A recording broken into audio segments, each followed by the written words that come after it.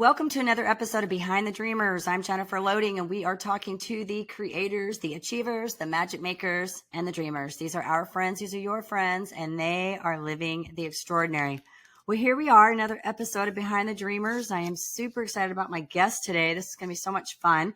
He was a first lieutenant in the U.S. Army, and as a platoon leader during Operation Iraqi Freedom, he was charged with the safety and leadership of 42 soldiers. When he returned from deployment, he thought of himself as a championship leader, but as he tried to assimilate back into his marriage and his career as a civilian, he recognized that he wasn't living the life he wanted to live. And so he removed the things that were not working for him, and he says he has a simple philosophy on life.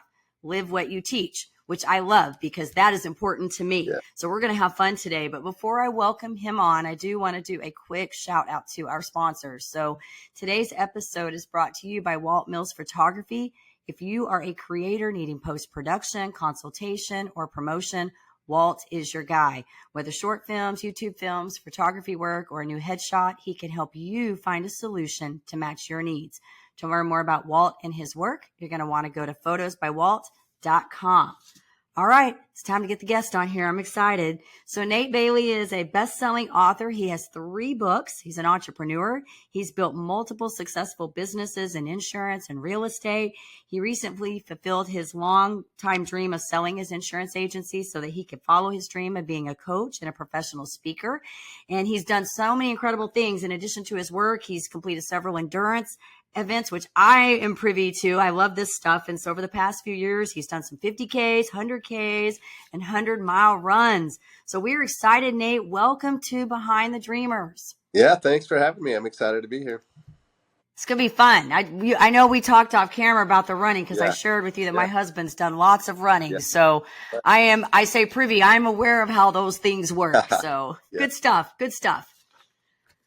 All right. So I want to open this up. I want to talk a little bit about what you were doing because you're a professional speaker. You're an author. You've got all this great stuff going on. So tell us a little bit about what you're doing to help your clients and how you're making a difference.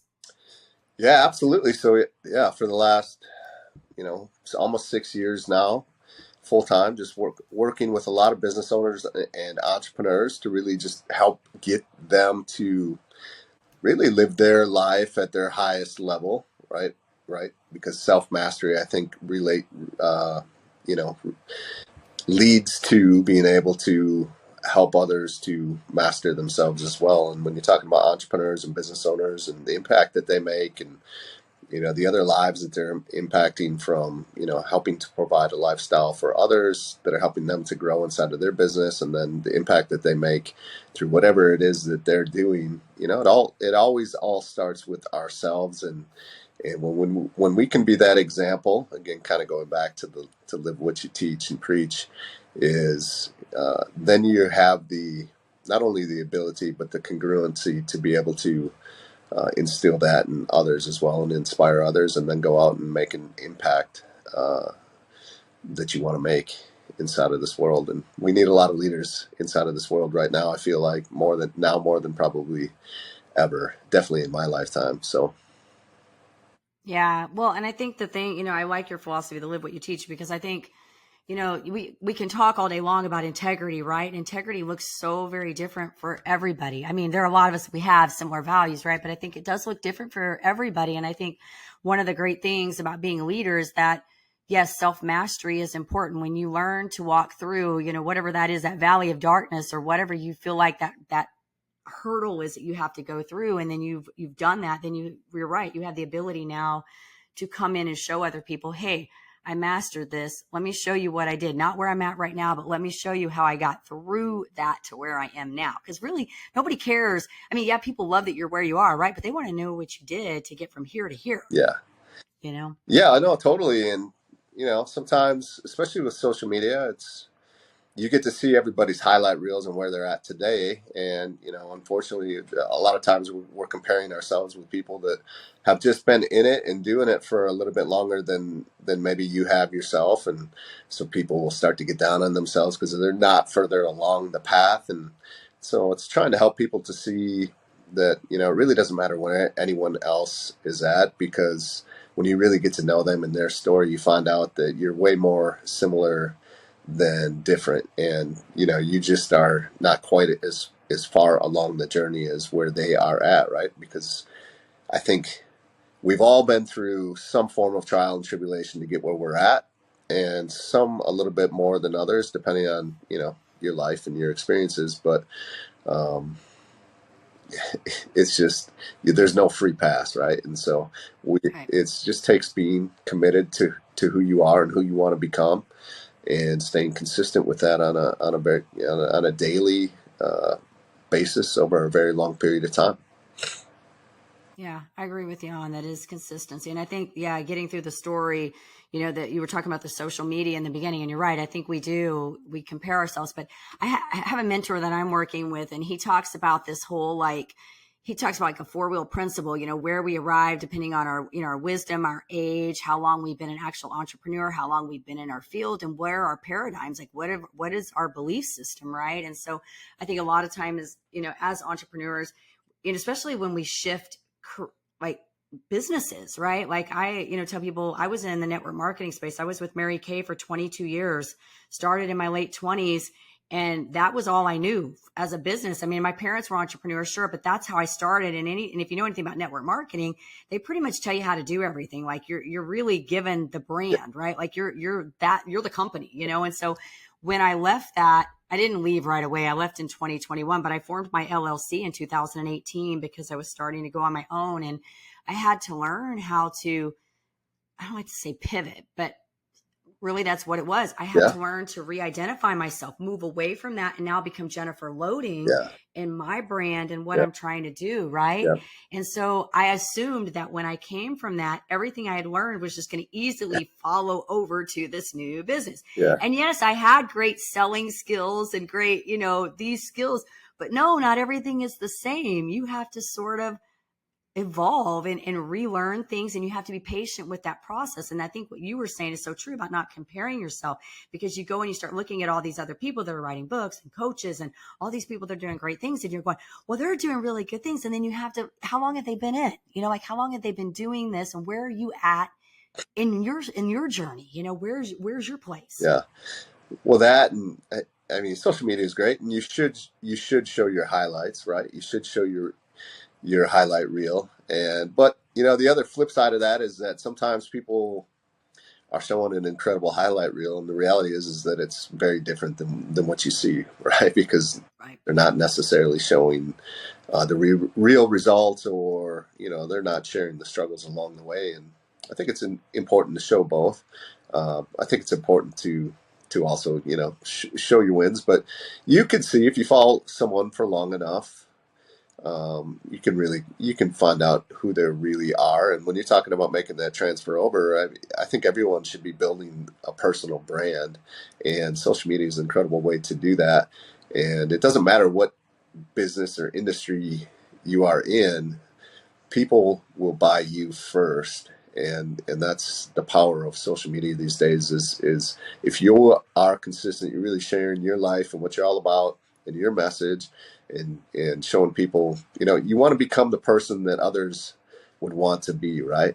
Because especially as a coach, because you'll find a lot of people that will that maybe don't understand, like in the coaching world, that talk to clients and be like, oh my gosh, what do you need a coach for? How much did you invest or spend? Like, you could just pay me that money, and I'll give you, I'll tell you the same things or whatever. It'll be like, well, if I paid you, am I going to have the same life as you?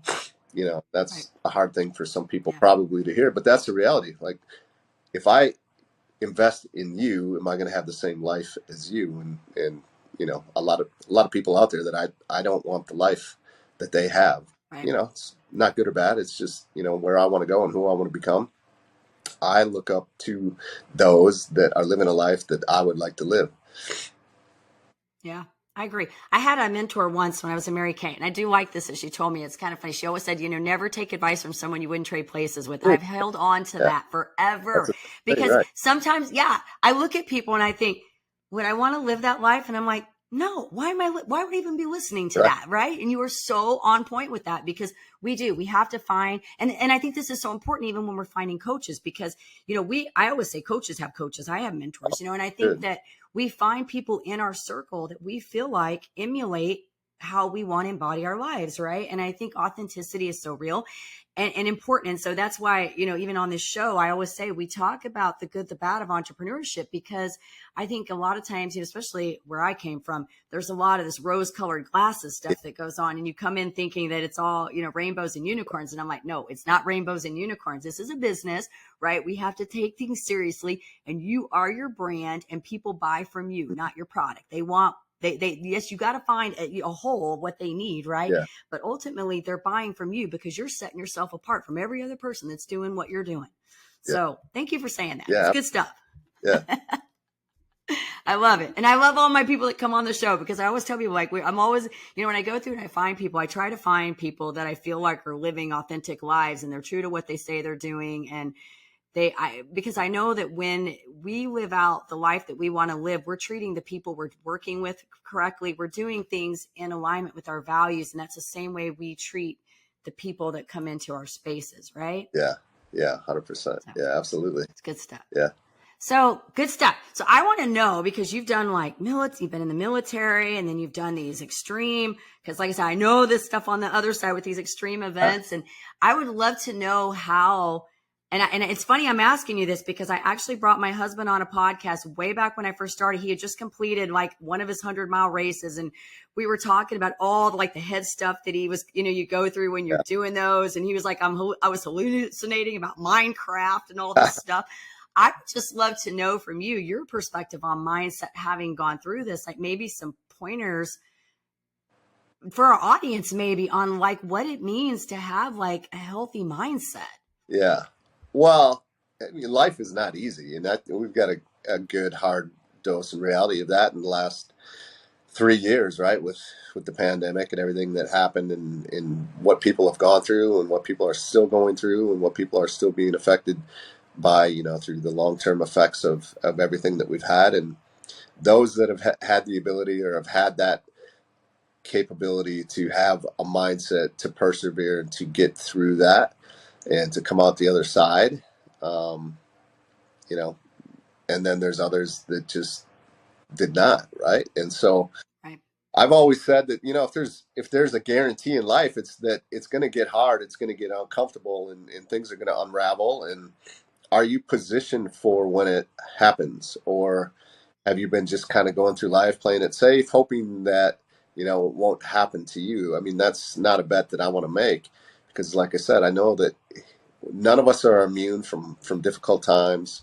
There's things that happen in life that just are a part of this life experience that we live, and I want to equip myself the best I can excuse me, when things are going good, knowing that at some point it's gonna blindside me, and I want to be able. And it's not that it's not going to be hard or difficult, but can I prepare myself to handle it at a much higher level than if I had not? And that, a big part of that comes through having what we call the mindset, right? Or the mental toughness, the positive self talk, to not just get completely thrown off our game, and then what's the tendency to kind of curl up into a ball, to kind of step away from people and go inward, when we really need to continue to be able to stay outward and stay positive and stay in motion, and have the ability to, when things are difficult and things are hard, to still be able to find clarity in where we're at and the direction we need to go, and to pick ourselves up, to dust ourselves off. And all of that comes from a positive mental attitude. And so one of the greatest teachers that I've found in my life is through doing hard, difficult physical things, like running ultra marathons, or like this event that I did called Seal Fit Kokoro, which was a 52-hour event straight through, no sleep. And it's not just the event that gives you that mindset, although that's a big part of it. Is definitely, like you said, your husband going through, and the hallucinations, or the pain that you got to fight through, the tiredness that you got to get through, just the self-talk that you have within yourself and with yourself over 100-mile journey. And whether it's like, why are you doing this, or like you could quit anytime, or it's all right if you don't finish, or whatever, right? Like, we could justify a million different ways why it's okay to stop. and then, but you don't, and you continue to push through and to move forward. Or you see others that, like the last 100 miler I did, he was a good friend of mine, actually. His name's Aaron Hale. He's deaf and blind, and he finished the 100 miler. There was this guy, Wow. had to be definitely in his 70s, maybe even a little bit older, pushing like his son in essentially like a stroller the entire way, just like slogging through it. And we continued to kind of pass each other throughout the night, and just and here I am, like full function. I can see, I can hear. I'm a healthy guy. Like I really don't have anything to complain about when I see these other people that are out on this course with where life is clearly thrown them a little bit of a different hand than I have. And so perspective, right? By going through these experiences, putting myself in those different situations to realize that, oh, I really don't have it all that bad.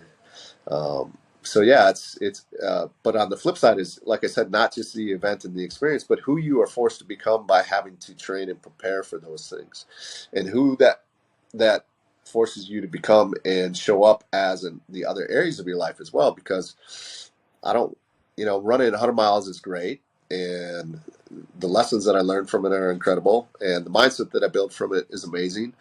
But if I'm doing that and I'm sacrificing all the other areas of my life, if I'm sacrificing who I show up as inside of my home as a husband or a father, or if it's sacrificing who I show up to as a client for those clients that are looking to me for guidance in their own life, then is it really worth it? And I would say no. So it forces me to raise my level in all areas of life, and so the benefits are just incredible.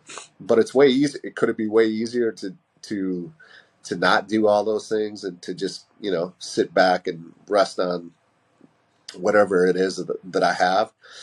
Some people could say that, but again, is it really when the hard times do truly hit? And so yeah, it's not human nature to lean into those types of things, and that's why a lot of people choose not to do them.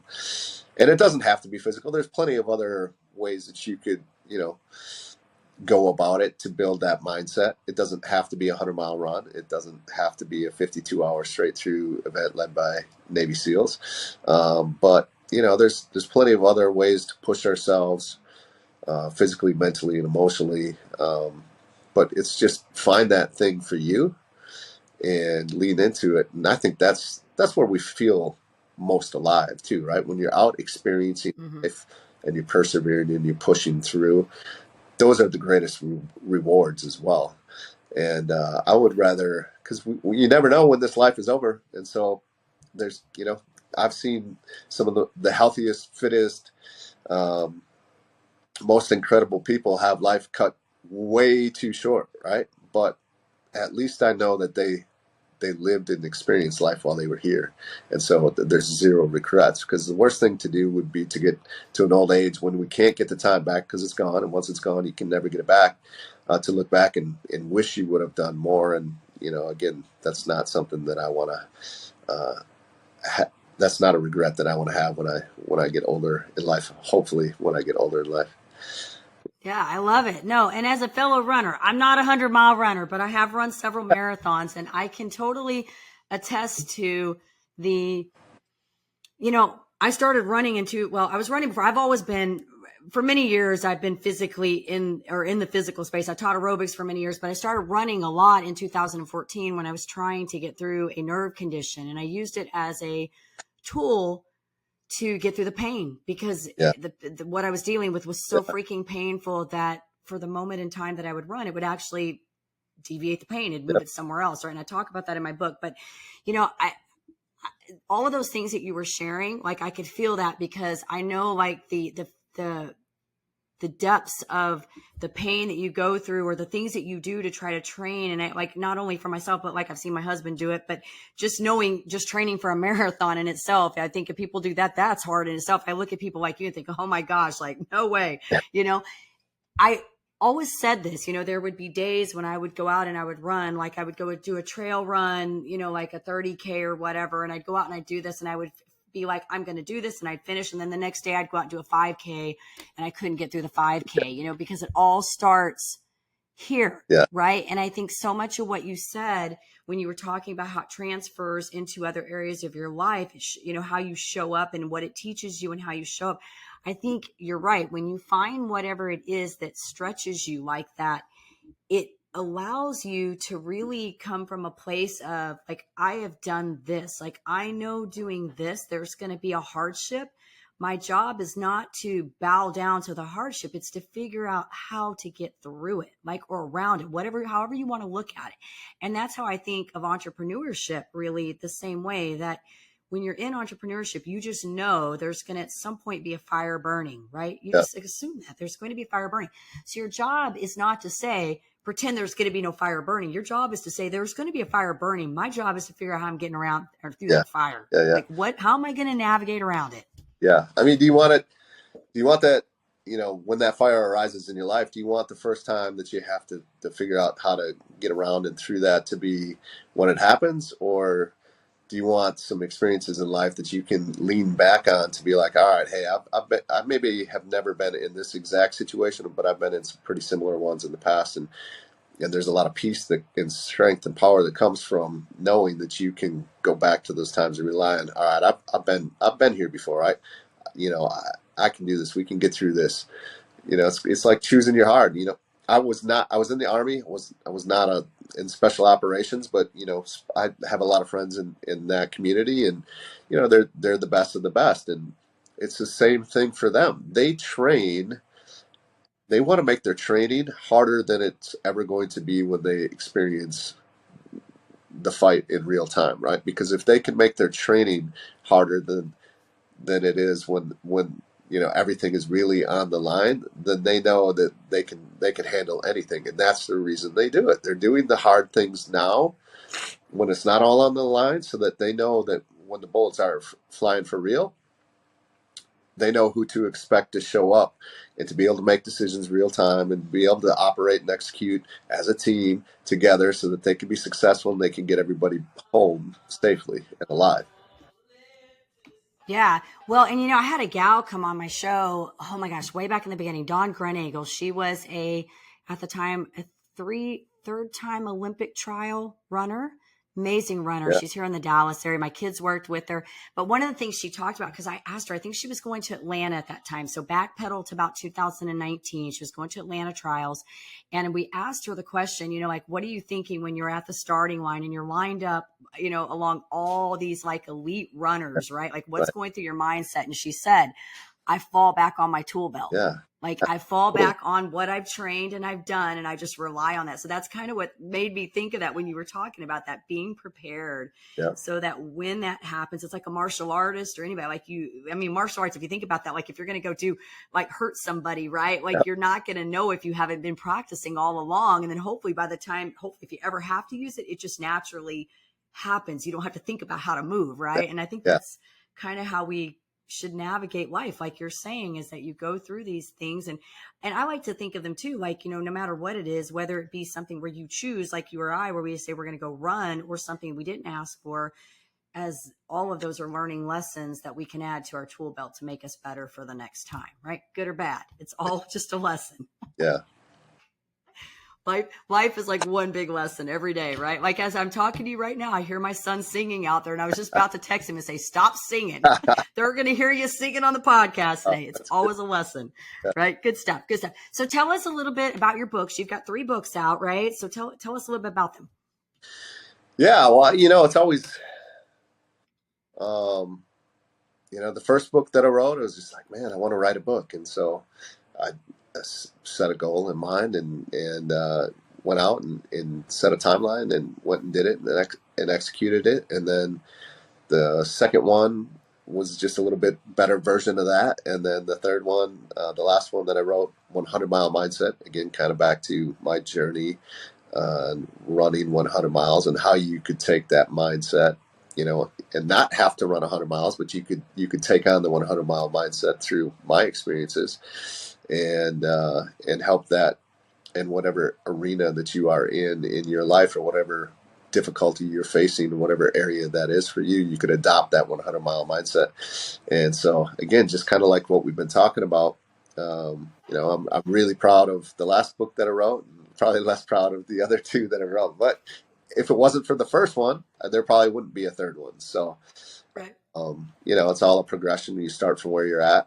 I think that's Covey, right? 7 Habits of Highly Effective People. Yep. Start from where you're at, and do what you can with what you got. And so Yeah. that's kind of that journey there. And all my books are really kind of talk about what it is that we've been talking about, how to create the person that you want to become, to live the life that you want to live, and systems and processes around that, sharing experiences and journeys that I've had throughout my life that people can resonate with, and so that they can adopt, whatever they've taken from those books that resonates with them the best, that seems to be the most useful for them, to help them to go out and do the same thing. Yeah. Book writing's not easy. Yeah. So I'm impressed that you did your third one. I wrote one, and probably like you, I laugh about it now because I tell people, I'm like, if you want to read my journey, read the book. Just don't get too excited about it because so much has evolved since that time. And I'm like, Yeah. maybe I'll do a 2.0. And then I'm like, no, I don't even feel like doing that. Like I just Right. finished building out a program, and I'm like, it took me 6 months to build it. And I'm like in the middle of doing the recording and the edits right now. And that's just like killing me. I'm like, I just want to be done, like building stuff, like It just is. be done. Yeah, it's You quite the know? process for sure. I've been thinking about writing a fourth one for a while now, and I haven't taken the steps yet. So I'm kind of same thing. I'm like, I must not want it bad enough right now. But yeah, Yeah, I think there's a time, and and I feel like we all have to have that. Like, I don't know if your book was like mine. I felt like mine was kind of a cathartic release. It was like I needed to tell this story of, like this, what I'd gone through and what I'd learned about it. And it's good because a lot of times, when I go and I talk to people, I go on other shows and I'll talk to people about my journey. A lot of times I don't really tell them all the hard stuff about it. Not that I'm trying to hide it. I just have, like, I got through it. I survived it. And yeah, so it's like a part of me that's like a chapter, but then they go back and they read the book and they're like, oh my gosh, I didn't know that you were going through all that and how yeah, hard that was. And I'm like, that's why you need to read the book. absolutely. It's there for a purpose. Yeah, So yeah. you get it. You get it. Well, this is awesome, Nate. I'm super excited about what you're doing. And like I said, I love your philosophy and how you're doing, your business and the way that you're conducting, because I think it's important. I think integrity is important. I think we lead by example as leaders. And so I'm glad that you were able to take all your journey and everything that you've done and kind of put that into a place where you can help other people to see and do. I do want to ask you a couple fun questions because I always like doing this if I can do it. I say it's my rapid fire. However, I don't know. They never end up being rapid. So Super rap. We'll try for today. We'll try. All right. Okay. So what I want to know, because I know that you're into fitness and stuff, I know this is important to you, and I know you lost a bunch of weight, so congratulations on that too. I think that's awesome. I didn't mention that, but kudos to you on that. I want to know, what is your one like guilty pleasure food? What is the one thing that you just like love? Ooh, I like a lot of food. There's not much that I won't eat, but you know, something probably with a lot of carbs, right? Although I like a big juicy steak, which I don't eat a lot of that, especially with the current plan that I follow is a little bit lower fat. But yeah, a big ribeye is really good. Or I'm a big fan of pizza as well, or a nice big juicy cheeseburger with some fries would probably be something. I like treats too, man. See, just look at me, just rattling them off. I good chocolate cake or something like that as well. I like a good steak. I do low carb, so I do more meat and Yeah, veggies and probably a little more of the fat. I don't know. I don't purposely go out and eat fat, but right. I tend to eat more meat and veggies. So I am a steak person, love Okay. steak. So, but I like the other stuff you named too. I Yeah. just don't eat it as often. Okay. So, okay. Because I know you were in the army. So what, I guess maybe where's your favorite, I don't know, it doesn't have to be in the military, but maybe a favorite destination spot or the coolest place you traveled to. Okay. I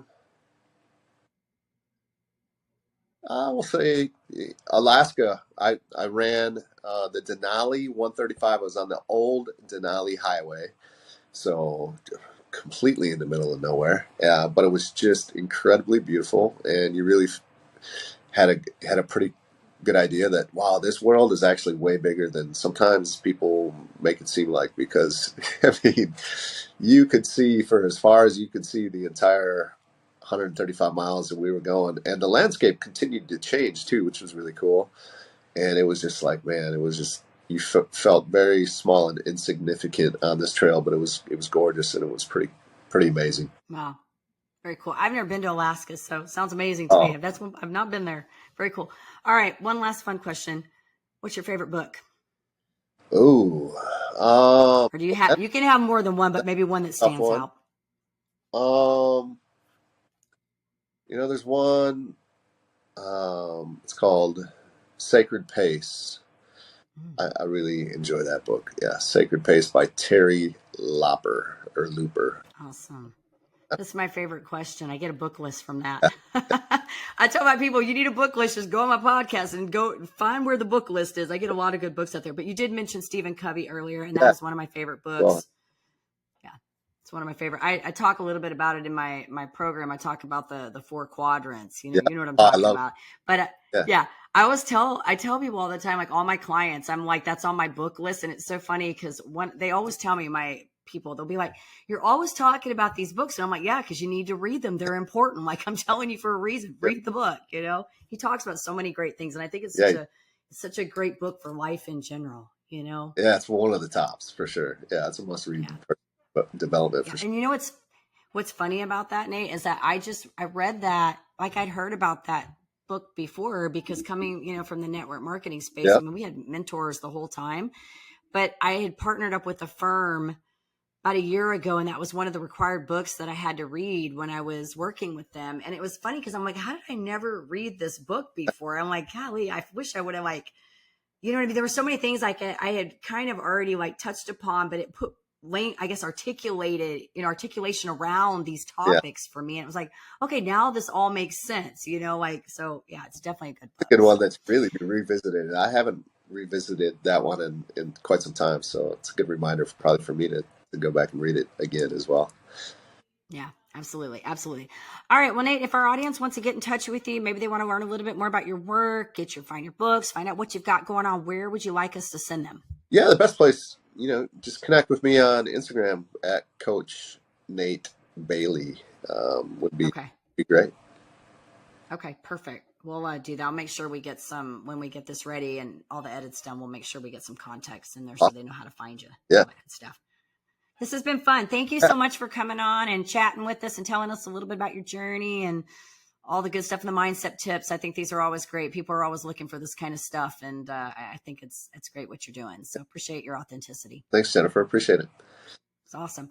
All right. And of course, we want to say to our audience, if you enjoy the show, please be sure you go check us out on Apple, give us a rating over there, hit that subscribe button on YouTube so we can keep sharing all these awesome stories. And as I always say, in order to live the extraordinary, you must start, and every start begins with a decision. You guys take care, be safe, be kind to one another. We will see you next time.